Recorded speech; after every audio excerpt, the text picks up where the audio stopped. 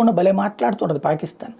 నవాజ్ షరీఫ్ అని ఇంతకుముందు ప్రధానమంత్రి తీసుకెళ్ళి ఆయన బొక్కలో పడేశారు. ఆ తర్వాత ఇమ్రాన్ ఖాన్ వచ్చాక ఆ తర్వాతన ఆయన అనారోగ్యం సాకు పెట్టుకుని లండన్ వెళ్ళిపోయాడు ట్రీట్మెంట్ కానీ. అక్కడి నుంచి మళ్ళీ వెనక్కి కూడా రాలేదు. తర్వాత వాళ్ళ తమ్ముడిని అక్కడ షాబాజ్ షరీఫ్ మొన్నటిదాకా ప్రధానమంత్రిగా ఉన్నాడు. దాంతో ఇతని మీద పెట్టిన ఎన్ని నిదానంగా తీసేసి మళ్ళీ ఇతను రావడానికి తగిన మార్గం చేశాడు. ఎందుకు చేశారు?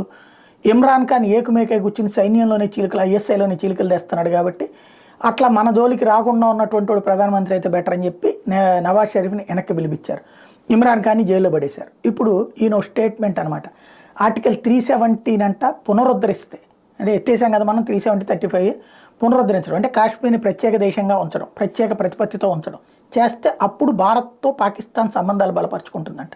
వాడిని ఎవడడిగాడు? చెరువు మీద అలిగి ముడ్డాండ పెట్టుకుంటే వాడికి నష్టం, మనతో ఆడించి సంబంధాలు జడగొట్టుకుంటే ఆడికి పోయిందా, మనకేమైనా పోయిందా? ముందు అసలు అక్కడ